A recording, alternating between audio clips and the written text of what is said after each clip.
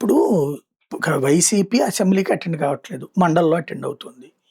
మనం అసెంబ్లీ ద్వారా ప్రజలకి చాలా చెప్పాం. అది చేసాం, ఇది చేసాం బానే ఉంది. ఇంతకీ అమరావతి అన్న దాని మీద ఆంధ్రాలోనే కాదు ప్రపంచవ్యాప్తంగా ఉన్న ప్రతి తెలుగువాడిలో కూడా ఆసక్తి ఉన్నప్పుడు, ఆ అమరావతికి సంబంధించి కేంద్రం తీర్మానం చేయబోతుందన్నారు. ఇంకా ఏమైందో తెలీదు.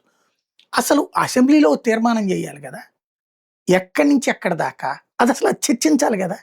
లఘు చర్చలని జెప్పి ఏదో పిల్లల గురించినో, లేకపోతే కడుపుల గురించినో, లేకపోతే గనక ఆహ్, లడ్డూ గురించినో, లేకపోతే గనక అద్భుతాలు జరిగిపోయినయి వ్యవసాయంలో, పరిశ్రమల్లో ఏదేదో చెప్తున్నాం. అయన్నీ ప్రజలకి డైరెక్ట్‌గా రీచ్ కావు.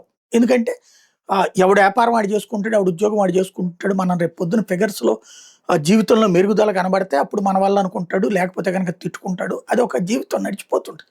బట్ అమరావతి ప్రతి ఒక్కళ్ళతో ముడిపడి ఉన్నంచ ప్రతి ఒక్కళ్ళు ఆలోచిస్తున్న అంశం. దానికి సంబంధించి ఎక్కడి నుంచి ఎక్కడి దాకా జ్యూరిస్డిక్షను లేకపోతే 29 గ్రామాలు చేస్తున్నారా? లేకపోతే ఈ మొత్తం చేస్తున్నారా? ఈ చేస్తున్నప్పుడు జ్యూరిస్డిక్షన్ ఎక్కడి నుంచి ఎక్కడి దాకా ఉంది? ఆ లఘు చర్చ దాని మీద జరిపితే బాగుండేది గదా! కూటమి ఎమ్మెల్యేలే వాళ్ళ వాళ్ళ అభిప్రాయాలు కూడా చెప్పేవాళ్ళు గదా! అది మండలిలో తీసుకొచ్చి చర్చిస్తే బాగుండేది గదా! ఎందుకు మనం అమరావతి విషయంలో ఇంకా దాపరికం చేస్తున్నాం?